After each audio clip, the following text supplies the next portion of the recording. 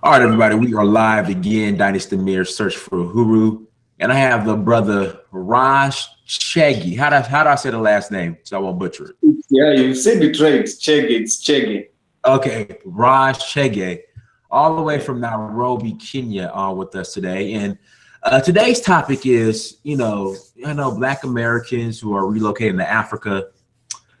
One of the questions they always ask first is how much does it cost to live in certain countries or certain cities? And, I don't have all the answers. So what I like to do, I do the research for you and get people on the platform who are in a position to answer your questions as far as the cost in certain cities that people are interested in living in. I know one thing about Kenya, outside of South Africa and Namibia, Kenya is probably one of the most developed countries in Africa. You have Kenya, South Africa, and Namibia. The countries I've been to are pretty developed. And from my understanding, Rwanda, haven't been to Rwanda yet, but I heard is pretty developed too. So what we're going to do today is Brother Ras can ask us some questions in regards to the cost of living for a Black American who would be interested in relocating to Kenya, to be more specific, Nairobi. So, Ras, how you doing today? I'm doing okay. I'm doing okay, brother Dennis. Okay, all right. Shayna, did you talk to? Shout out to Shayna. Shayna, did you holler at your grandpa or dad for me in regards to the family? But just email me or inbox me later. So, Ras, Kenya, you're born and raised. Yeah. How's Kenya? How is it? For me, like I've never been outside Kenya, so it's like normal. To me, it's normal unless there's like chaos or something out of the ordinary. But it's cool. What I know, it's different from the United States. It's like Kenya is more relaxed and chill. Like Okay, well, most people only have one job. It's rare to see like people with 4 jobs, like in America, or 3 jobs. Yeah. So, for a Black American that's interested in relocating to Africa, like why a place like Nairobi? Now, like I said, Nairobi is pretty. I would say I hate using the word westernized, but it's pretty modern. Yeah. Why a place like Nairobi? Like in Nairobi, it's like more of America. It's easier like to make your dream in Nairobi because like in this generation, unemployment rate is high. So Okay. people are looking for like odd jobs. Like for example, I have a degree in IT, but now the jobs are hard to get. So like now I ventured into dog breeding. Some people are selling rabbits, others are doing farming. Oh, so you say you're breeding dogs? Yeah, I breed dogs. What kind of? I hear them barking in the background. What kind of dogs? I have Rottweilers, South African Mastiff, German Shepherds, Caucasian Mountain. Man, I love Rottweilers. I love Rottweilers. Yeah, I have. Mine is registered with the East African Kennel Club. Okay, so in order to breed dogs, you have to have some type of license, I guess. That's the good thing about Nairobi. Like it's a lot to have license, but they're looking for people with dogs and trying to harass people, especially if you have like your own compound. Because like where it stays, the house is in half an acre. Okay. And yeah, so like there's a perimeter wall. No one from outside can know what's happening inside. It's like the privacy is good. Okay. Now, how's the dog business going? The dog business is good. In fact, some older people, my dad's age, some of them quit their normal jobs to venture into dog breeding, and they have children who are in campus. Some are still in high school. So these are people who are providing for their family. But now the dog business is the breadwinner for them. Okay, so listen, when I come, so like I said, I plan on coming to Nairobi in July. Yeah. I plan on coming in July. So when I come, I got to stop by. Is it okay if I stop by your compound and check out your breeding business to see what you got Yeah, going? yeah, yeah. It's okay. It's okay. In fact, I had to convince my mom because my mom is from the older generation where we have to be like educated, get a white collar job and whatnot. So All right. she's supporting me very much in the business. So it's like it's like our main thing now. Yeah, I definitely got to come check you out, man. It's just, which as far as your dogs, which breed is the most popular in Kenya right now or in Nairobi? I love Rottweilers, man. I absolutely love Rottweilers. Yeah, the Rottweilers, German Shepherds, and the South African Mastiff or Boer Bulls. Okay, I would think the German Shepherds people won't like them because those are like the attack dogs during colonialism. And they are more sharp. Like the Rottweilers in Kenya, people consider them to be like crazy. It's like the pit Really? bulls in America, yeah. Because people don't know how to control their dogs. So if they raise them bad, they grow up to be like vicious and stuff. And the food for feeding dogs is very cheap in Kenya. Because like I feed my dogs chicken and rice. Okay, let me tell you something. So in America, like these people they treat their dogs better than humans. But like if you don't feed your dog food, like the specialty dog food, like these people will get on your case if you feed. They swear to God that dogs are supposed to eat specialty dog food. Like it's such a big hustle. Like if you feed them chicken and rice, these people will swear up and down that dogs are not supposed to eat regular food. And I'm like, okay, what were dogs eating before you started creating this specialty dog food? Like what the hell were they eating? How did they survive? They ate regular food. Yeah, in fact, some of my dogs even eat watermelon and bananas Yeah. and meat. So it's like they eat natural food. I think they do that because they want to control the market of the food in America. That's what it is. It's to the point now they got vegetarian dog food. I'm like, what the hell is a vegetarian dog food? Because the day before yesterday, on Monday, I bought 80 kilograms, no, 60 kilograms of meat. Wow, that's a lot. It's cheap though, because I know when I was in Kisarian, because usually when I come to Nairobi, I stay in Kisarian. I bought a goat for like 60 USD. 60 USD, that's 6,000 Kenya shillings. Around there, Yeah. like 50 or 60 USD, I bought a whole goat. Yeah, that's the price. It's cheap. Yeah. For a whole goat, 60 bucks. I set out the whole village. Everybody ate good in the village that day. Yeah, but in Nairobi, like if you know how to live, you can live like a very cheap life. Because personally, I'm a vegan. I don't eat meat or meat products. So like I eat bananas from the farm in the compound, pawpaws. I go and buy some fruits or some traditional food. I can cook. Sometimes we cook with my sister and my mom. We eat, yeah. So like you can survive, yeah. Well, I would say this: when I come, I'm definitely gonna eat some choma. Yeah, nyama choma. I gotta eat the choma. Got you. I know some good places. There's a place along. Do you know Thika Road? I don't know the roads. I just know like some of the neighborhoods. Oh yeah, the Thika Road is like the main superhighway that was built by the Chinese. It connects Nairobi to Thika. Okay. Yeah, so there's a place along the road. There's a place called Kamaki's. They have the best meat. They marinate it.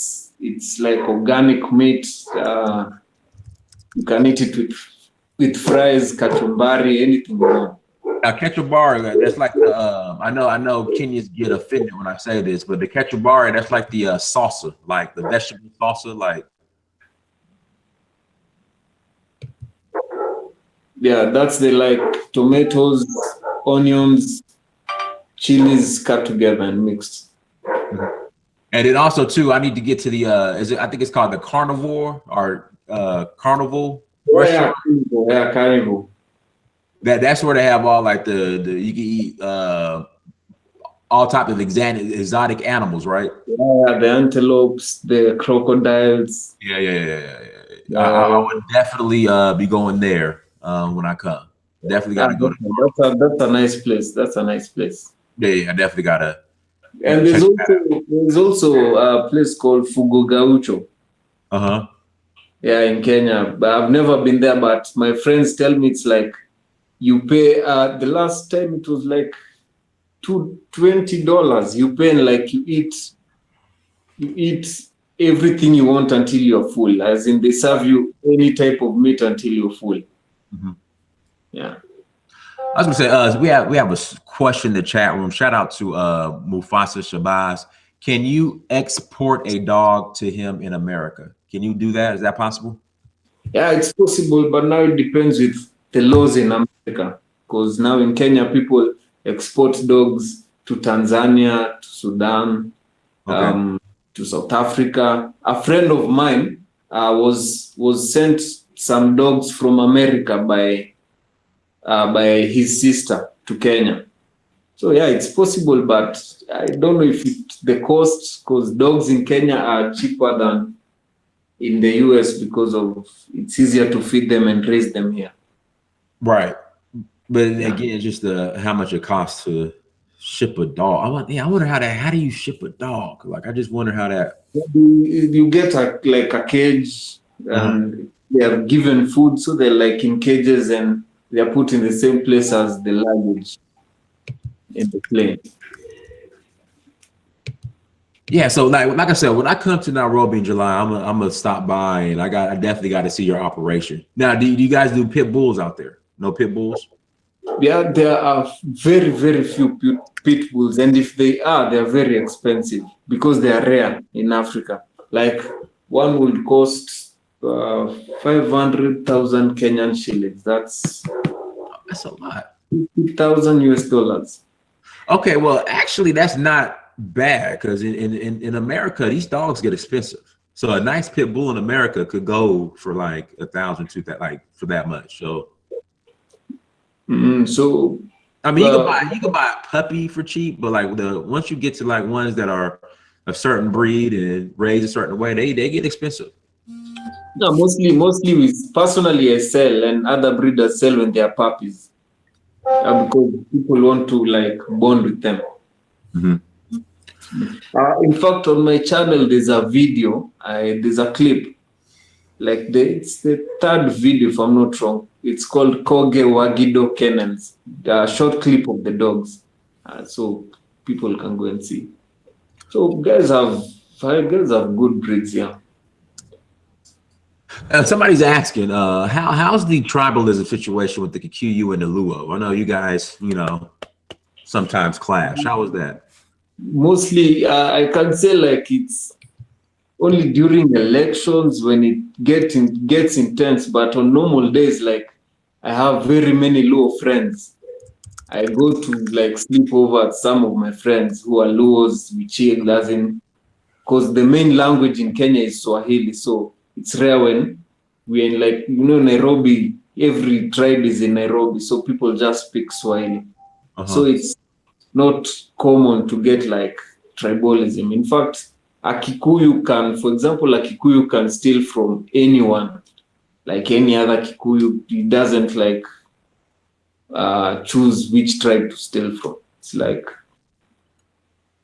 because the good thing is like, when everybody's black, sometimes it's hard to tell like which tribe a person is from unless you ask him or you hear him talk or her talk. So it's not like Afghanistan. Oh, right. Now Kenyatta is what, Kikuyu, Uhuru, Kenyatta. The Kikuyu Okay, from Gatimu. and then what's the other guy's name? Raila Odinga. Odinga. He's Yeah, Luo. yeah, he's low. Okay, Odinga. I have his father's book, Oginga Odinga's book. Not yet Uhuru. I have that book. Uh, Mm-hmm. Yeah, I have that. I've not read that book. Yeah, it's a pretty good book. How's the Sudanese? I know there's a lot of South Sudanese refugees in Kenya. Also, the Somalians. How are they holding up? They're good. In fact, Sudanese are like based in, no, they're not like everywhere. They're like in certain areas. Like in, like where I live, there's a place nearby Zimmerman where there are a lot of Sudanese, Somalis living, a place called Isili, but they're good. But they live in like their own small communities. They like stay together. Hold on, And let they me. all, surprisingly, they know Swahili, all of them. Most of them. Even the Indians speak Swahili. I was watching this on the BBC. This little documentary about Ahmed Rashid, the Kenyan police officer. Is he still running around? Ahmed Rashid? Yeah, yeah. You know who he is? No, no, no. Okay, yeah, yeah. It was a little show I watched on call it the BBC. Mm. Yeah, but Cool. okay. So as far as cost of living in Nairobi, now it's probably not Nairobi. Are you in, like, where in Nairobi are you? I mean, you know the counties in Nairobi. A little. You've ever heard of Roysambu? Okay, let me ask you this: how far is that from the Westfield Mall, the one where about? Because I've been to that mall right after the shooting happened. The Westgate. Westgate, yeah.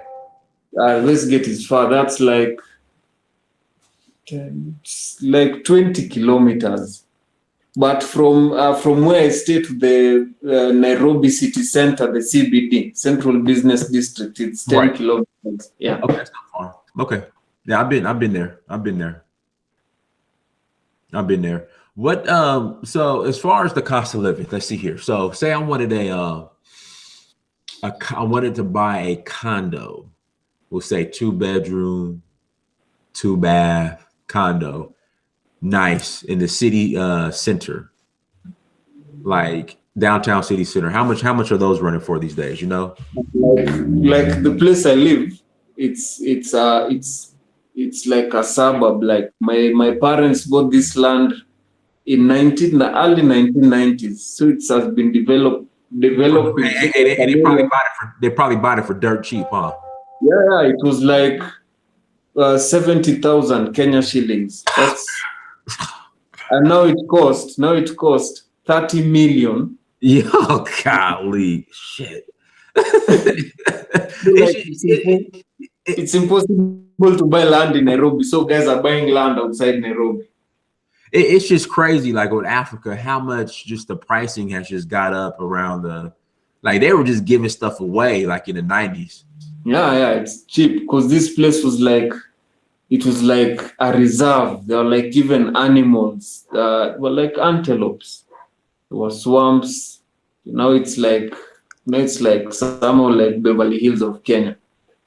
So in this area, there are some places allocated for apartments. So the apartments like cost 5 million Kenya shillings. They're good, and it's like in a central place. You can get border. Those are motorbikes. You can get motorbikes or even public means of transport very easily. And like there are shops selling food around, meat, vegetables. And the nearest mall from where I stay is 2 kilometers away. Mhm. Yeah. Yeah, it's just crazy how everything's gotten expensive, and just in Africa in general. Because like I said, I'm buying land in Africa like next year, like beginning of next year. I'm buying land in Africa. I'm gonna start buying. These which countries are these countries which allow? It's gonna be Nigeria. I'm a West African cat. I love West Africa. Nothing against East Africa, nothing against Kenya. But me personally, it's West Africa's for me. So it's gonna be Benin Republic, Nigeria, and Senegal. But they have interacted with a few West Africans, mostly Nigerians. There are a lot of Nigerians in Kenya. Even Nigerians are everywhere.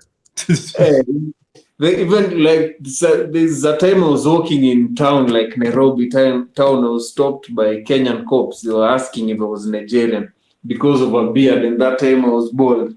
I looked Nigerian. So I gave them my ID and they let me go. Oh, okay. Well, what are Nigerians into in Kenya? What are they doing out there?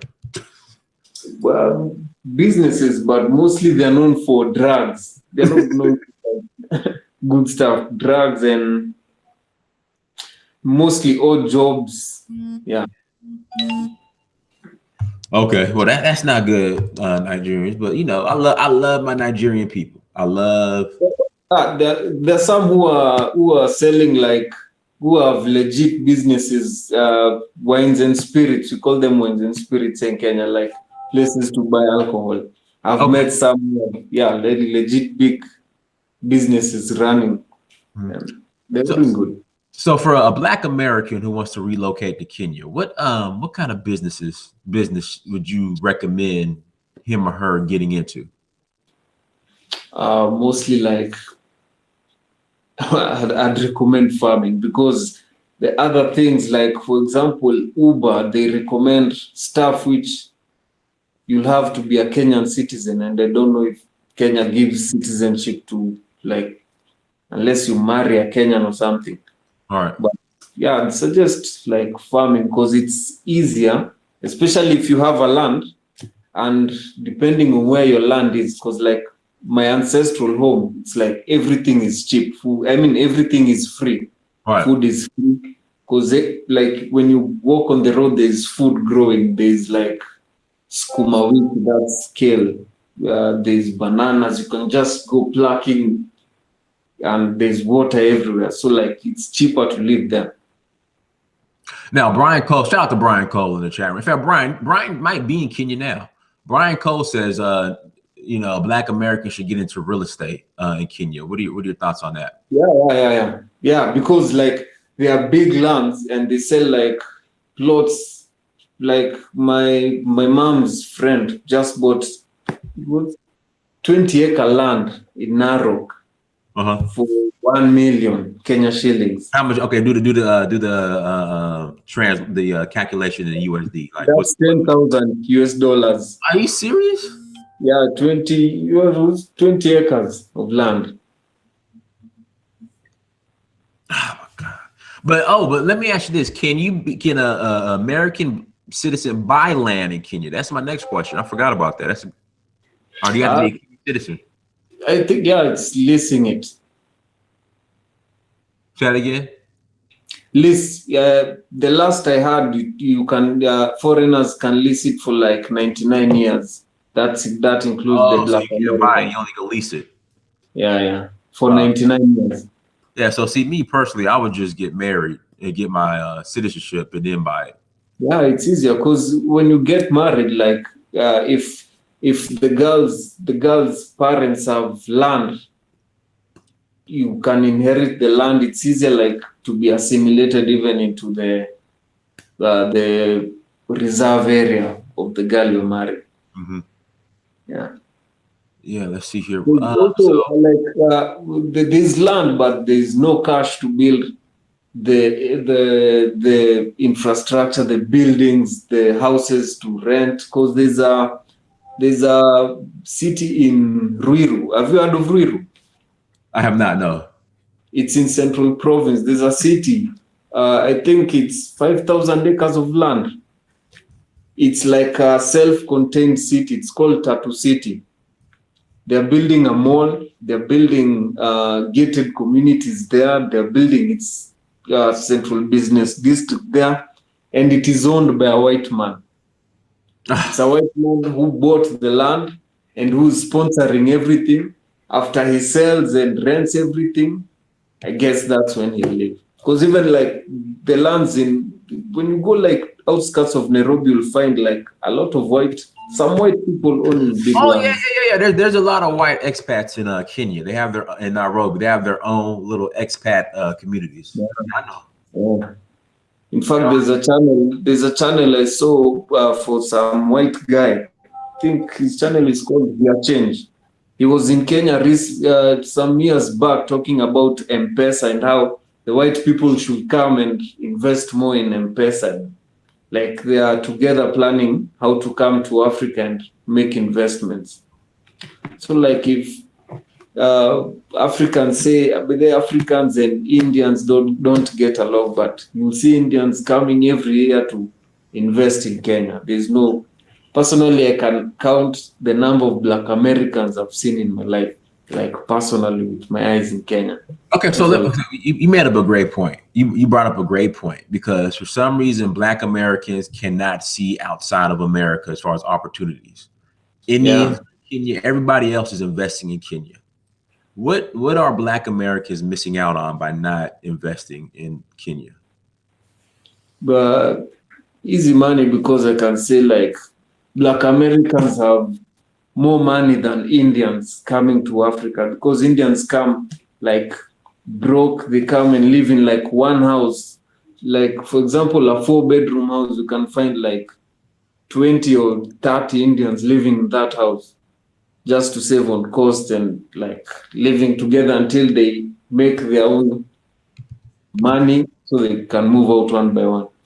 So like it's hard to see a Black American. I'm used to seeing white people, Indians, Chinese, but not Black Americans. So like that's why I was offering to rent out the place so that they can come live and see it's cool. Like especially if you're Black, people won't notice you like as a Black American unless you talk. You can just wear like simple and walk out. So now, Black people, Black Americans prefer Europe over Africa. I mean, what are your thoughts on that as an African? I have an aunt living in Europe, and personally, most people leaving Africa to go to Europe, we consider them that we like know they're going to do odd jobs, like to clean, like to look after old people, to like degrading jobs, but they are paid more. But now you see the cost of living in Europe is more. Because my aunt was telling me like you if you have a personal car, you'll have to pay for the parking, and it's parked at your house. So like in Kenya, you can have 50 cars, so long as it's in your compound, no one cares. Even old beat up cars, you can still have them junk. Like, and then Europe is a racist country, in my opinion, because I've worked with Britons. When I was doing my white collar jobs, I've worked with white people, and most of them are like racist or rude. Even the Chinese and the Indians, it's like hard to meet a friendly person. So I think if they come to Africa, because most people like have been listening to hip hop, watching movies with African Americans in it, like the worst part is like the media has been brainwashing. Like my dad always thinks Black Americans are bad, they are killers, they are thugs, they are drug addicts, because of the media that we used to be shown. The crime channels that come on TV. So if a friend of mine was traveling to US, he was telling me that like when he was being vetted, he was told like, don't go to the Black communities, these areas are dangerous, these areas are bad. Where are you going? Do you have family in the US? Like it's hard to just go and visit the US and come back. So I think it's easier for for African Americans to visit Africa than for us to visit America. Somebody in the chat room is asking, so how do whites and Indians buy land? Now, okay, so the whites and Indians that have all this land, do they buy it outright or do they lease it? Or what I notice a lot, especially the white expats, they'll have Kenyan wives. Like, yeah. Mostly the white people, like you can those I can say they like inherited the land from colonialism. Yeah, the colonialism. And when like Uhuru Kenyatta, in my opinion, when Jomo Kenyatta was redistributing land to the people. He stole a lot of land. He stole a Okay. lot of In land. fact, in And fact, you didn't hear this from me. From my understanding, they say Uhuru Kenyatta's, which would be Jomo Kenyatta's daughter, Uhuru Kenyatta's sister, has like owns just the majority of land in Kenya. Is that true? yeah, it's true. Okay. It's true in every place. And like a place where he owns land, you'll find like a ghetto there next. So when like the Kikuyus were being chased out of Central Province, the land was taken by Jomo Kenyatta. Now the Kikuyus were being given land in a foreign place, the tribe of the Kalenjins.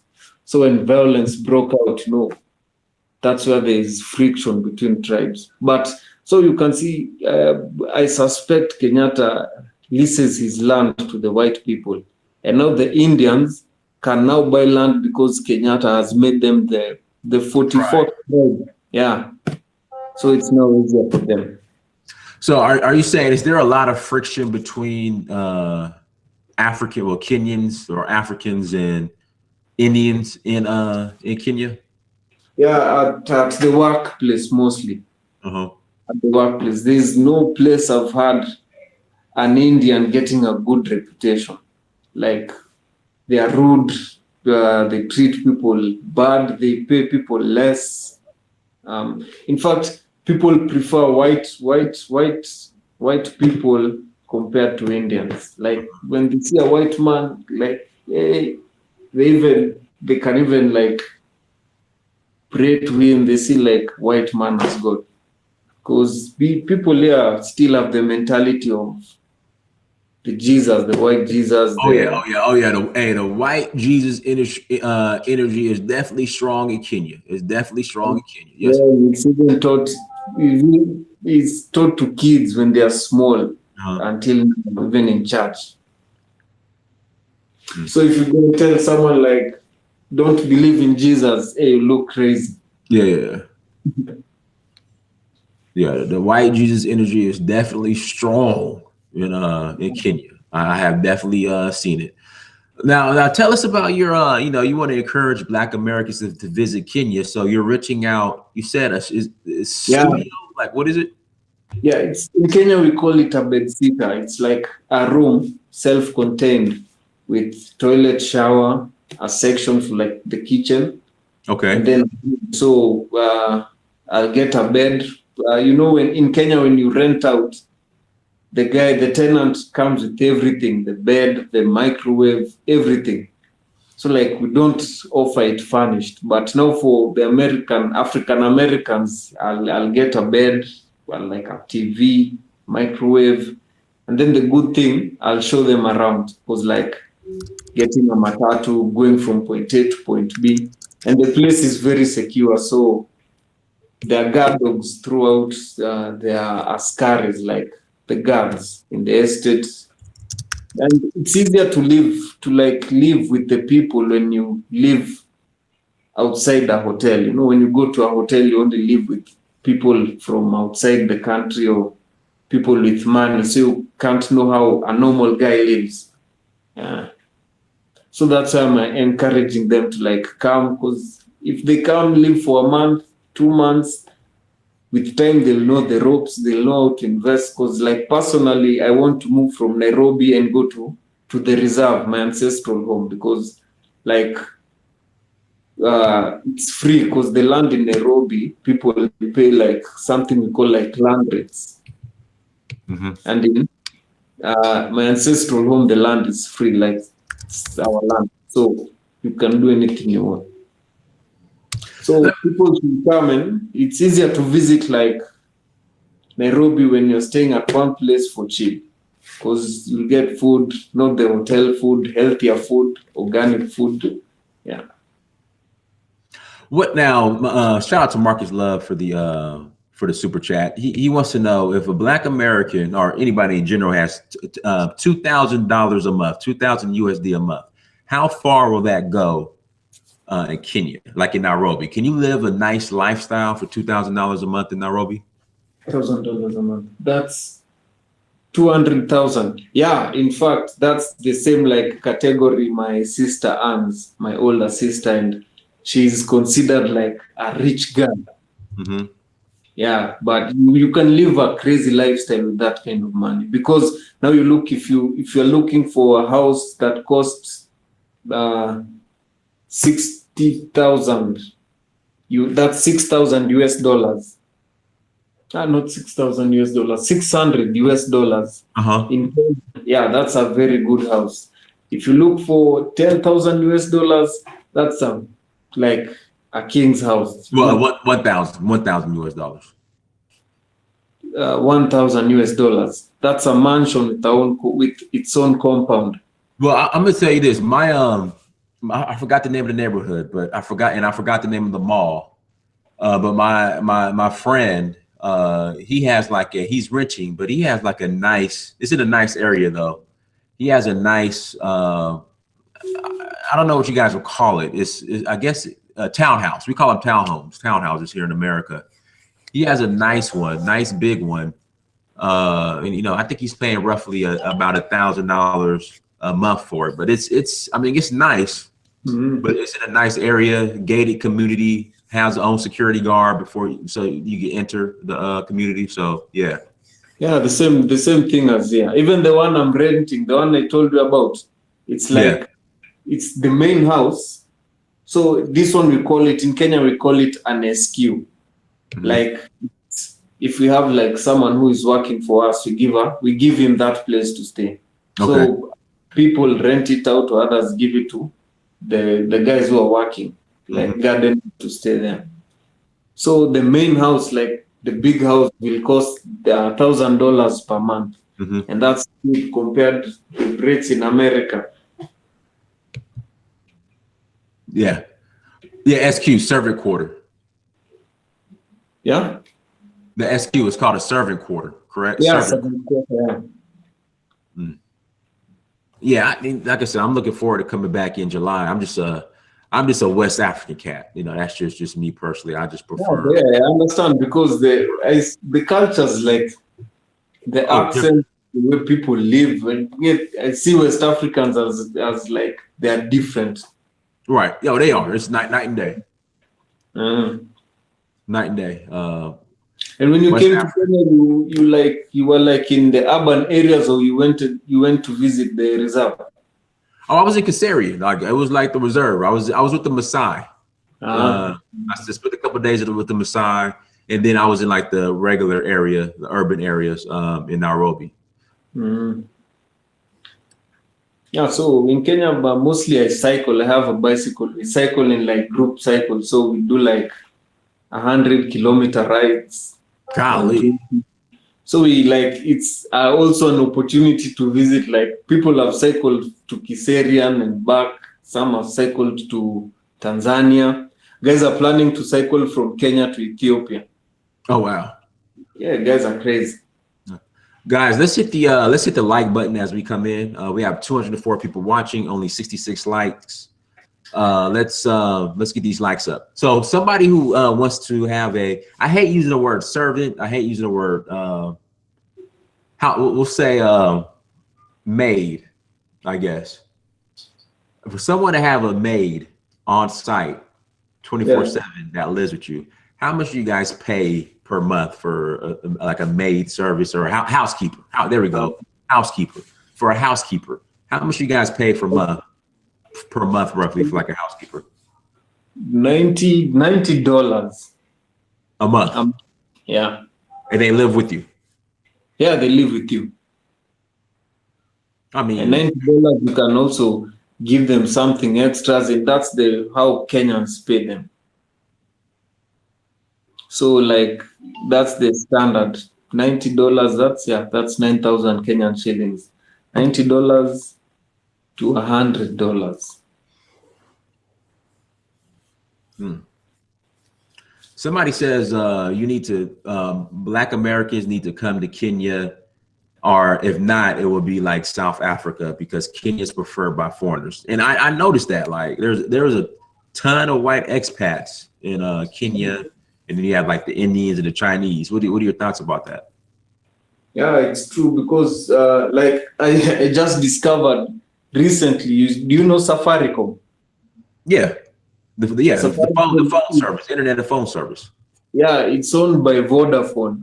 Yeah, do all the phone companies are owned by European or Indians. And they like so they like if whites are coming, they're coming like mostly because of M-Pesa.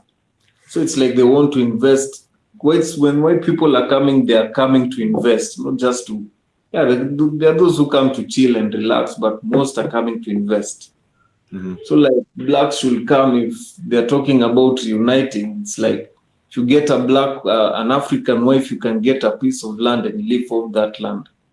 So Well, life that's what is they easy. do. That's what they do. Yeah. They get an African wife and then they buy up the land. Yeah, I know the hustle. I know the hustle. Yeah, it's easier.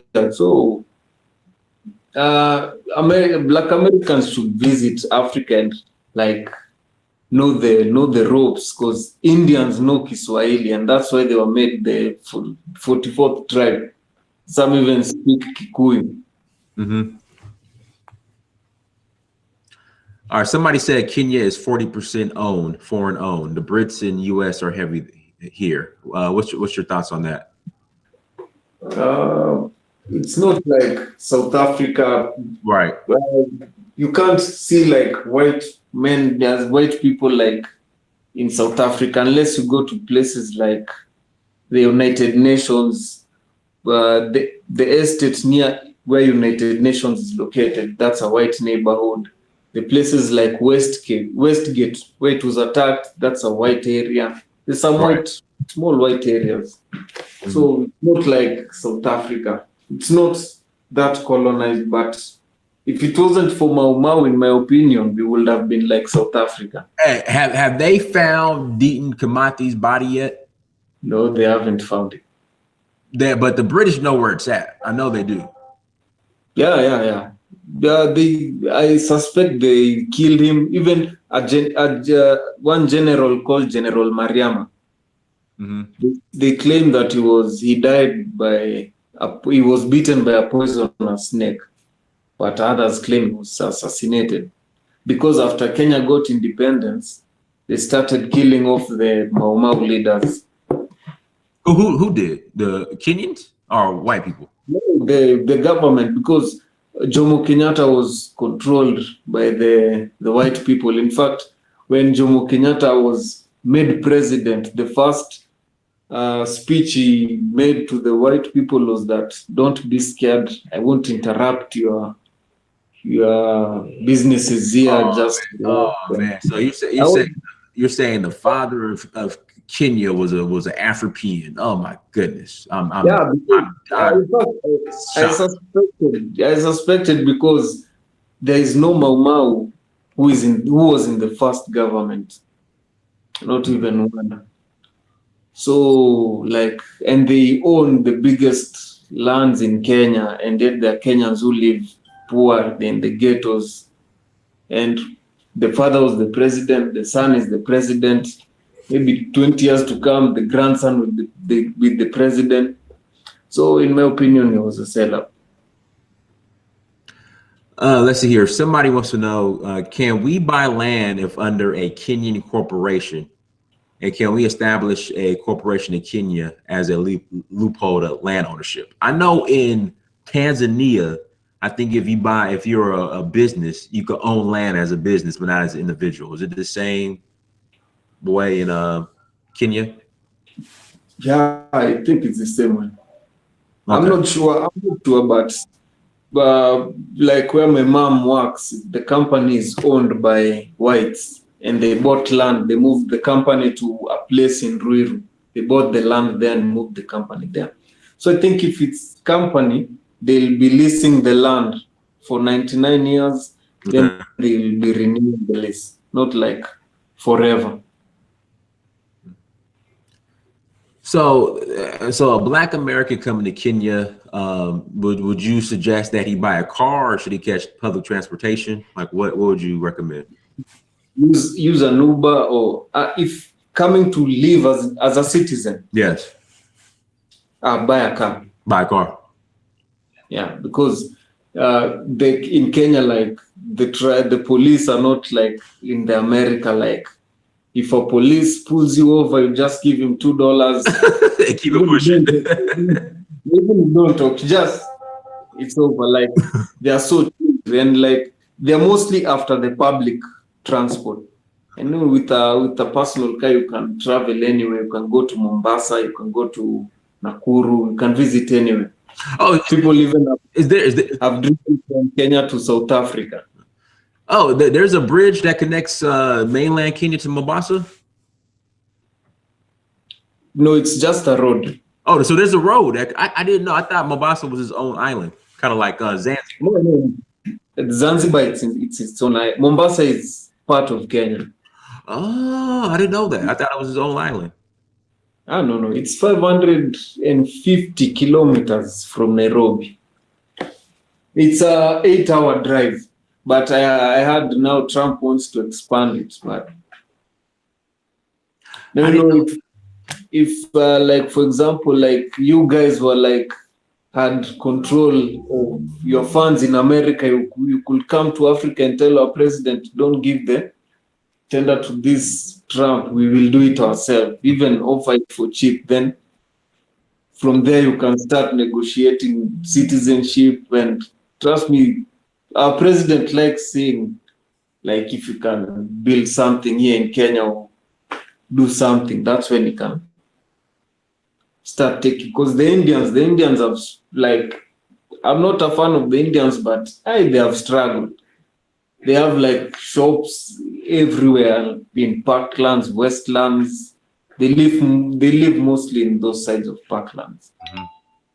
Somebody was saying, like, now I was having a debate with somebody in regards to who really owns Kenya, and I was telling them that, you know, Indians and Chinese own a lot in Kenya, but they're making, and they got upset when I said that, saying that Black Kenyans, as far as the, you know, the major infrastructure, the major businesses, you know, like the modern westernized buildings and infrastructure in Kenya, who controls that? Mostly the Indians. Okay. Like Okay. in the main cities, like the Nairobi CBD, most buildings they are Indian buildings. In Indian and like white owned buildings. But I don't know, but in my opinion, that's what I see, because these Indians, like, they come together, they build a building like a family, they rent out the shops, own most of the shops. Mm-hmm. But also Africans have like big businesses, because there are some companies that were like breweries in Kenya, make alcohol, those that make milk, those that make bread. We bought rice for dogs in Moya in Central Province. It's owned by Black people. They like make the rice, the source of rice in Kenya, and export it. They are Blacks. Most companies recently, the old buildings are white, like the old infrastructures are white owned, but the current ones are mostly Black, unless if they are the CEO is Black, but the owner behind the curtains is white. That I don't know. Okay, somebody in the chat room said that Indians only run the manufacturing sector. I know, even the sales sector, the bakeries, the food sector, hotels. Most hotels have worked. And that's another thing. I was having a debate with this girl as well. She's Kenyan, and I told her that the hospitality industry, just like here in America, is ran by Indians in Kenya. And she got upset, and she tried to tell me that how I guess the Kenyanas used to own some type of reserve or hotel somewhere, but it's no longer owned by them anymore. It's owned by like a European outfit. In fact, we're in Westlands. In Westlands, where Westgate is located. Right. I've worked there as an IT guy. In fact, I can say all like 90% of the hotels are owned by Indians. Even in Mombasa Road, most are Indian owned or white owned hotels. Because like you can see, Hilton has made some other small Hilton hotels in Kenya, like most hotels, unless it's a government owned hotel. Yeah, but the Kenyans, like black Kenyans, own, from my understanding, the largest grocery chain in Kenya. Is that correct? Yeah, yeah. Okay. Because of most Kenyans, like they have an ancestral home, so there is like resource for the groceries. I tell you, like from where I'm from, fruits and vegetables are growing alongside the road, and it's too much. Even you give it to the cows or the goats to eat. Wow.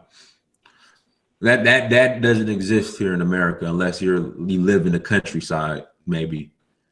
Yeah, so even when thugs are arrested in Nairobi, they're first warned that go back to your home, ancestral place. They're given like 3 warnings before they are killed. So it's like it's serious. Is that the cows? No, people like the youth in Nairobi, when they Yeah. commit crime, the police first warn them to go back to the ancestral home because in the ancestral places, thieves are burnt alive. Now, like in Nairobi, they'll fear to go back. So if they continue stealing, they are killed by the police. Yeah, you So gotta watch. Like I said, you gotta watch this documentary. There's this cop called Ahmed Rashid. yeah, his nickname is Heziwadando. So you know what I'm talking Heziwadando. about. Yeah. I don't know his real name. I know his nickname. The one who was caught killing some youth on the road. Yeah, exactly. Yeah, and he's called Hezi. Hessy. Now, he looks more Somali. Yeah, he's Somali. It's Okay. because the crime was happening mostly in the Somali neighborhood, Isili. And by the way, there's a fight against the Muslims. I don't. It's waged by the government. It's like sometime back there was a crackdown. I don't know what was it was about. So yeah. So that guy, I think he was like protecting the Somali name because guys were saying that these guys are Somalis who have come to Kenya to rob. And now, personally, I know many good Somalis. Yeah, I have Somali friends. So Yeah, because he was just blowing people's brains out, broad daylight, crowds of yeah, people. even I'm like, God.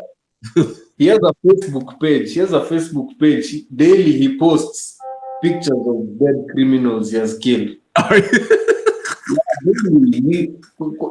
First he warns them. He said like, "Hey, James, stop stealing or I'll come for you." A few weeks later, you see a picture of James dead with guns and drugs. Even before you start stealing, first the police in Kenya shoot to kill. There's no arresting. Or if you go to prison or jail, it's worse. Like I was seeing a documentary of prisons in Kenya. It's like if you go to prison in Kenya, it's a must. You get raped. Either you get raped or they persuade you, but it's a must. So like no one wants to go and like prisons in Kenya, people sleep on the floor. It's like 50 guys on like a small cell. So it's bad. People even die of diseases. Right. Prison, yeah. So see someone stealing, like they were not raised well, or life is too hard for them. Wow, that's crazy. So, two more questions. Then we'll log out. We'll talk about your what you're renting. How are the school now? The schools are pretty good in Kenya if you go to like a private school or a boarding school, right?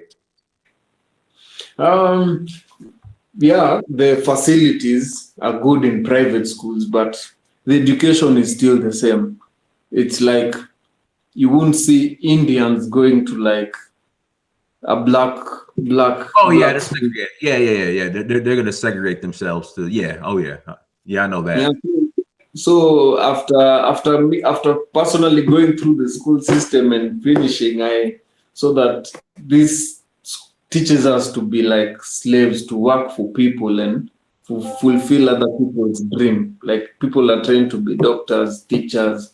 Guys are not shown to like use the resources in Kenya. Like in primary schools, they removed agriculture, music, home science, subjects that taught people to knit clothes, They did the same thing. cook. They did the same thing here in America, and Yeah, then you have no tangible skills. They did the same thing here in America. same. So the education system, in fact, when I get a kid, I was thinking that I prefer homeschooling because like I watch some of LAR's videos and Oshe, like these life lessons are more important than some of the things they teach in school, like the religion they teach in school, CRE and stuff like that. But in general, I personally I went to mostly public schools. I've been in private school for 2 years. Yeah. Okay, and then last question: And how? Oh, go ahead. I'm sorry. Go ahead. private schools tend to perform better than public schools. Yeah, Yeah. that's Yeah. everywhere pretty much. Okay, and then how's the healthcare in Kenya, the hospitals? That's now listen why I suspect, why I know personally Kenyatta is a sellout. The main public hospital in Kenya, it's the biggest, I think, either in Africa or East Africa. It's called Kenyatta National Hospital. That hospital, it's the worst. Like if you take someone to Kenyatta, you're sure you can be sure he might come out there dead, because there was a story even someone was taken for a disease, then there was a mistake made and they operated on his brain. The place is dirty, it smells, you can smell the dead bodies. Like Oh, if oh, oh, if oh, you're oh, going to if you're going to a lift, to like a lift to elevator, here we call it lift. If you get on an elevator, someone comes with a dead body in the same elevator as you.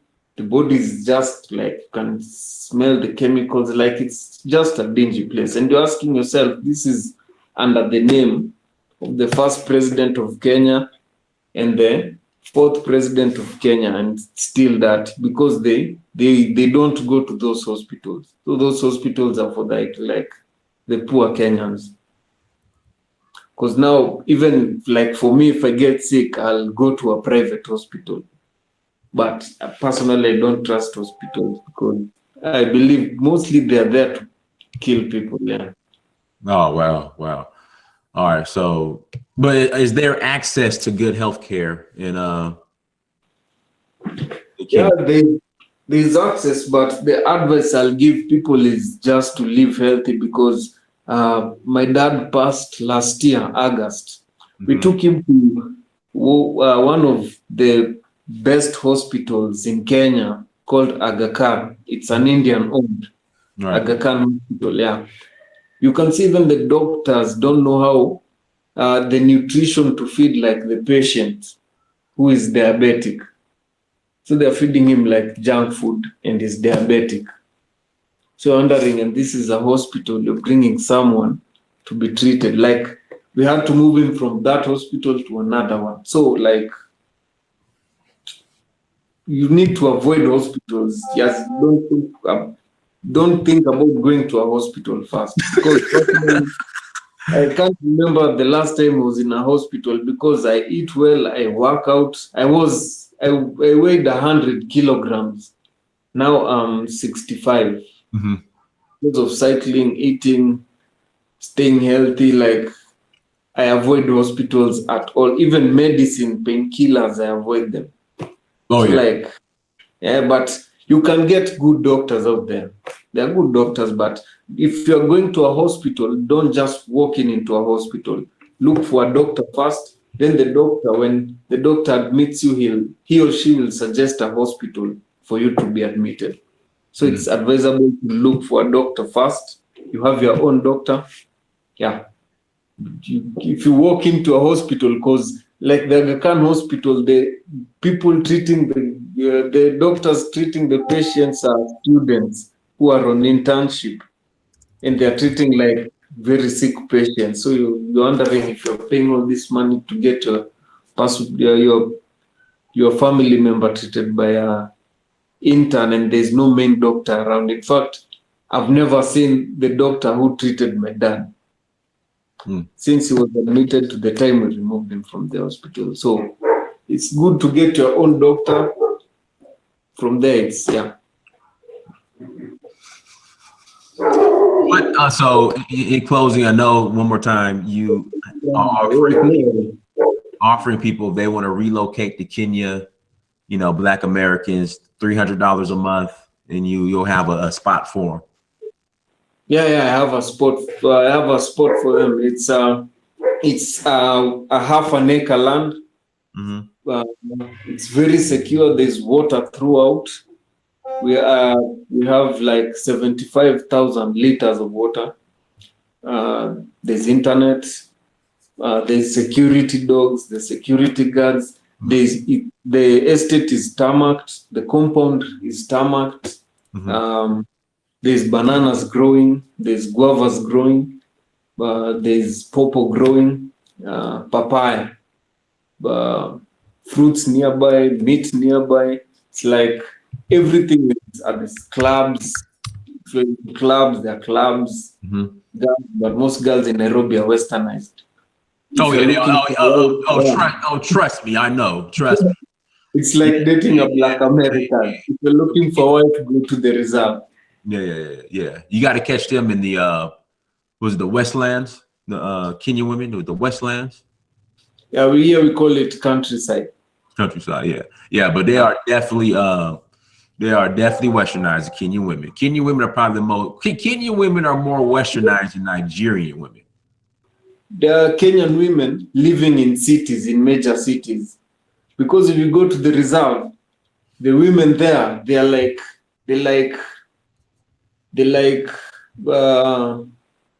treat the husband well. They can even go and farm your land.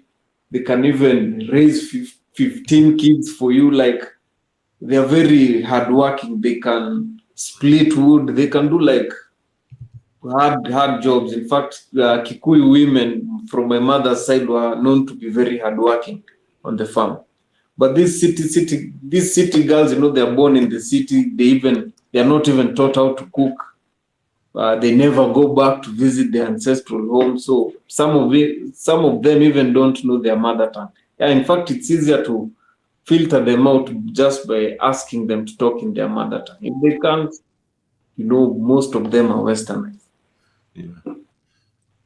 All right, and then how can people reach you who are interested in renting from you your flat so they could come check it out, and you can send them pictures and all that good stuff? How can people reach you? In fact, I'll put your email address in the let me put it back. Yeah, it's easier that way. So now from there I was thinking, in fact, it's easier if, like, I don't know if you guys did this, but if it's easier if we had like a WhatsApp group, because you know WhatsApp group can hold like 250 people. So you can say, like, if someone in Africa, there's guys there in Africa, you just post, I can post pictures there, even if it's not my property, a friend's property, I can post them and share them. But for now, email will work. I can share the videos and more pictures. And even other requests, like if you guys want to see me go buy fruits, show them where the meat is, how the malls look like, just request. And also, I have my channel has a few videos, like four or five. What's your channel?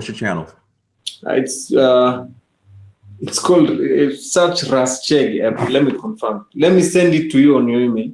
Yeah, send it to me, and what I'll do in the description, I'll put it in the description for everybody to see. But I'll put your email address in the chat so they can reach out to you. Yeah. Give me a minute.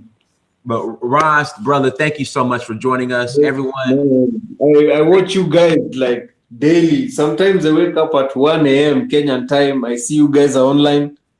I log in, see you guys. I've been watching you for some time. So I man, like this feeling. Like if it's not for the internet, I wouldn't know this side of Black Americans, because now the perspective here we have is music, basketball, and movies. right. So like it's like they don't want us to see the clever ones, the woke ones. Absolutely. So, brother, thank you again for coming on. Everyone, make sure you hit that like button, share, subscribe if you're new to the platform. Make sure you go to search for Uhuru on Instagram, Snapchat, Twitter, and Facebook. Search for Uhuru on Instagram, Snapchat, Twitter, and Facebook. Like, share, subscribe, all that good stuff. Until next time, family, Dynasty Mirror. Peace.